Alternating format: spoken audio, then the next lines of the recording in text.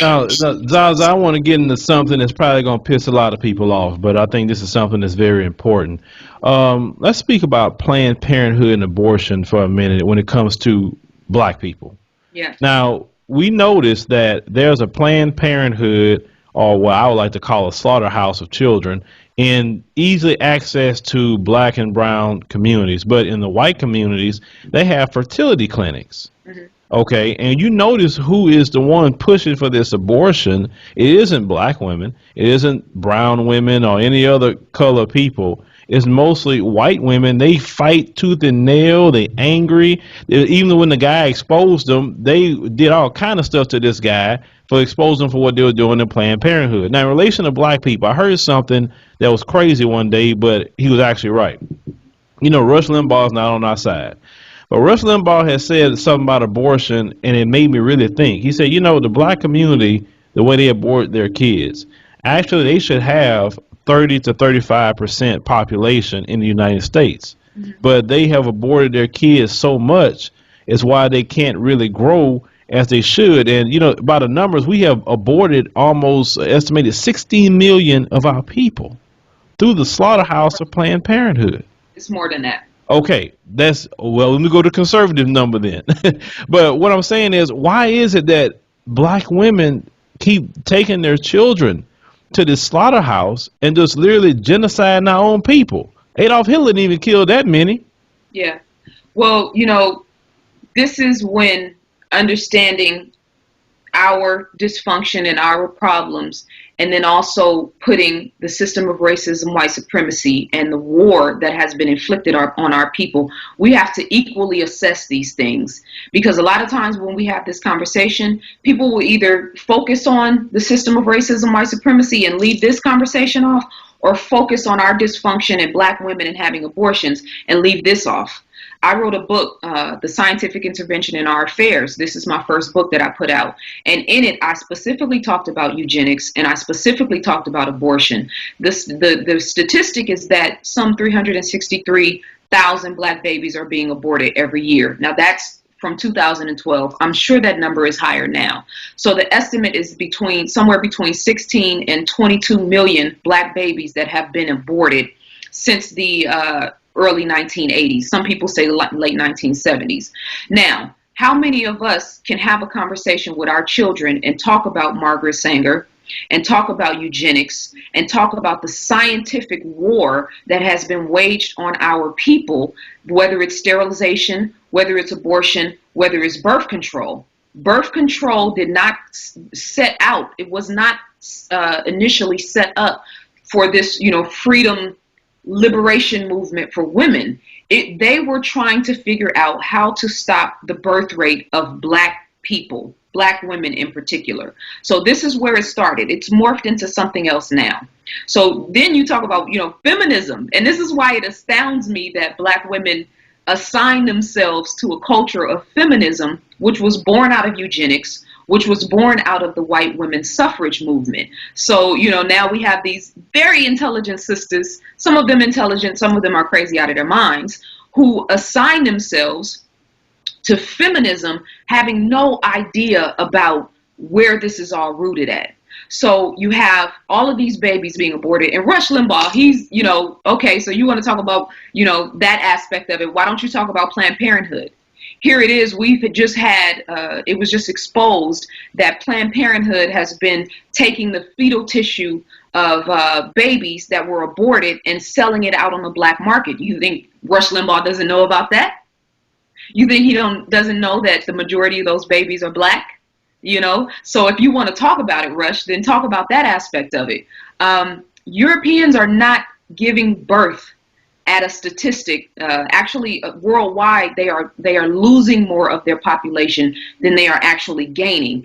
There's a book called Death of the West, and it talks specifically about the statistics of white people and how they are not giving enough birth to sustain their population. And by 2050, the globe, America, but the planet in general, is going to be, no, I shouldn't say the globe, because the planet is already majority black. But the United States is going to no longer be a white nation. It will be a multicultural nation. So this is why the Ku Klux Klan is and the skinheads and the militias and all of these different white fascist groups or left-wing groups or right-wing, whatever you want to call them, are so up in arms right now. They know.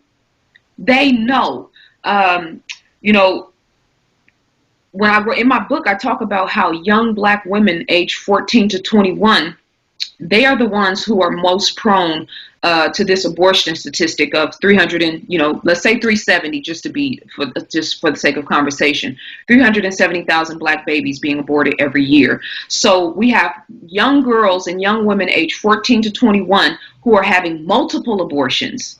We're talking about 3 to 5 abortions at a very young age, which lends to miscarriages later on in life, which lends to being sterile, and which also is connected to breast cancer statistics. Mm-hmm. Now, how is it that we as black women, and this is for all of the sisters who are listening, how is it that we are watching our daughters destroy their wombs? And then, of course, the psychological and the emotional aspect of that later on in life, when you realize what it is that you've done to your body and what you did in your formative years, how is it that we as black women are so immersed in this world that we don't see these numbers, these statistics, what's happening to our daughters? They're using abortion as a method of birth control, and that we could not be operating from a sense of urgency. We're on social media talking about Lemonade and talking about Scandal and talking about Empire and talking about television shows when our children are crying out for help with their behavior. So then the conversation gets, well, women have the right to choose and women have the right to do with their bodies and women have this and women. It's not only our choice. It takes a man and a woman to cultivate and create a child. Now, of course, we have situations too where men are forcing women to get abortions. When you get into a relationship with a man and he has no interest in being with you long term, so you get pregnant and now he's like, okay, I got 600, we got to go to the clinic, not keeping in mind what she wants. So the conversation has to be balanced. But for us as a people, if we do not sit up straight and say something is very wrong with this picture, white people in the scientific world of racism, white supremacy has declared war on our wombs, on the wombs of our women, and as well as the genetics of men. There is a whole nother aspect of the conversation as far as why men are not reproducing themselves as far as children. The sexual anatomy of a man. You keeping those cell phones in your pocket, you are zapping your anatomy down there, So why are we having less birth rate of boys?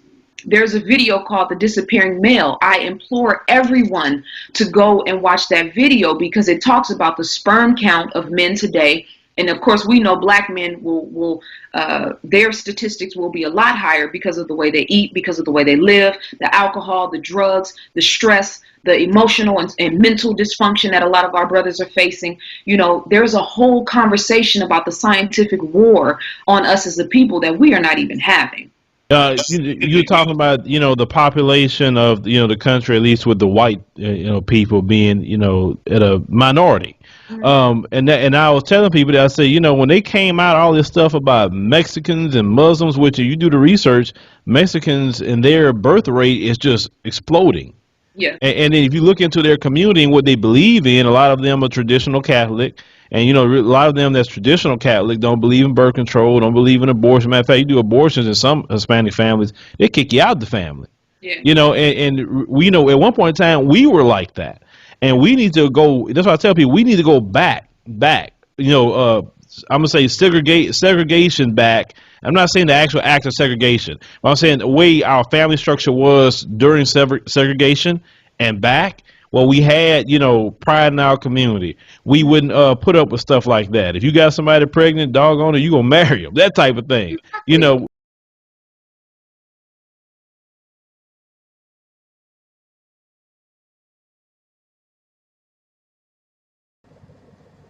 Let me make very clear that I am against and I do not advocate abortion. The words that I will speak will anger you based upon we as as a people, our own behavior. It is not me. It is we. Do not get angry at me because I present to us the reality of a situation. This fact is based upon we as a people, our general behavior. And when that general behavior, when that changes, then of course I will change my fact. Not my belief, not my opinion. What I'm talking about is fact. You can try to challenge it if you want to. It's a waste of time. We live in a civilization, a society, where there is no responsibility towards the individual for his or her sexual behavior. There are mosques, there are churches, there are all types of religion in this nation, and they all warn about the practice of what we call fornication and adultery. Fornication and adultery destroys family. Fornication and adultery destroys relationships. This is why in the religious text it warns the people you should not practice this type of behavior. It also, as a consequence, brings to us unwanted babies. Unwanted babies will equal abortion. Now, it is funny that so many religious people are against homosexual behavior. They hate homosexual people. However, you cannot, in this instance, you cannot blame homosexuals for abortion. Because true, not fake, true homosexuals cannot produce babies. Thus, there are no unwanted babies equates to no abortion. It is the so-called heterosexuals that are producing the unwanted babies who are practicing the abortion because they are committing fornication and adultery, which destroys the family, destroys individual relationships, which equates to an answer to a problem of the unwanted baby, which is, in most cases, abortion or adoption. The subject that we've chosen is abortion for black people is a blessing. Why are you saying that? Now you're getting carried away. We should not abort our babies, brother. Our population is getting low. We're not keeping up with the other dark-skinned people that is coming to this nation. Millions and millions of our people have died because of abortion. Perhaps if you were not irresponsible with your sexual behavior, this would not have been a problem. But it is a situation whereas fornication and adultery is acceptable behavior, while you degrade and make mockery of homosexuals, but at the same time, the greatest menace is the heterosexual who is producing this type of results and bringing this type of problem to what we call the black community.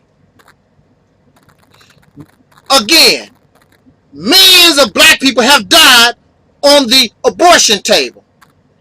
However, this is the point that I really would like to make for y'all self-righteous, what's the word I'm looking for? But anyway, you are against abortion and all this type of stuff for black folks. I want to bring this to you. Again, I don't advocate abortion. However, I understand the reality that we're in. So, you don't want the black woman, and of course you're going to blame the black woman, but last time that I looked, it takes two to make a baby, but we take black men out of the equation, and it's all about the black women. Black women killing the babies. Black women killing the babies. But it took a black man to help produce the baby, and you ignore the black man this responsibility that put that poor woman in that position, because both of them, as the Bible say, was committing sin. So both of them are responsible for the problem.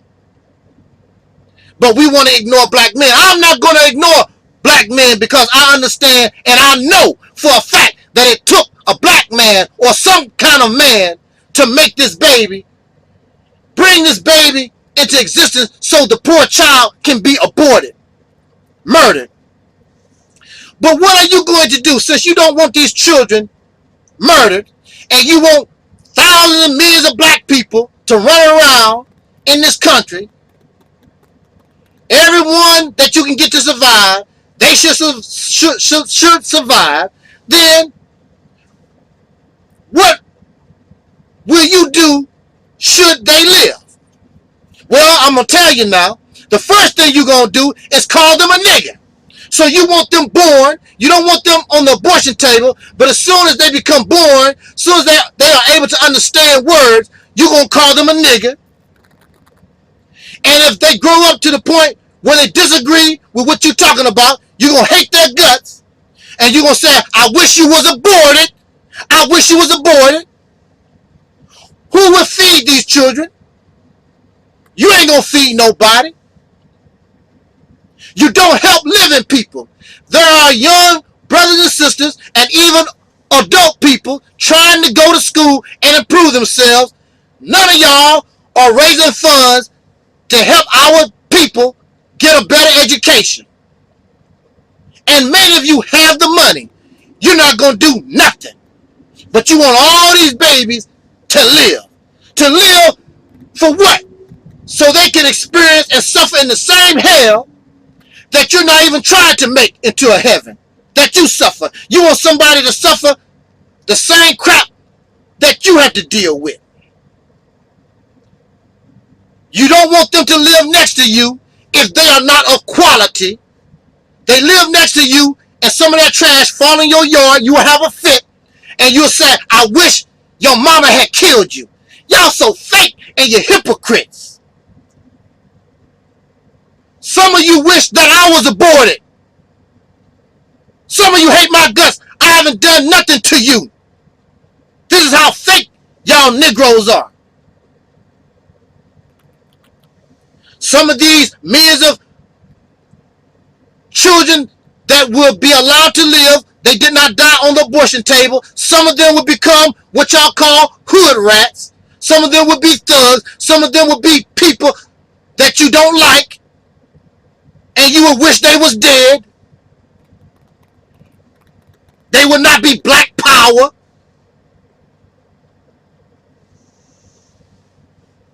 Y'all so fake it. Woo! You want them to be black power. Or some of y'all want them to be an Uncle Coon like you are.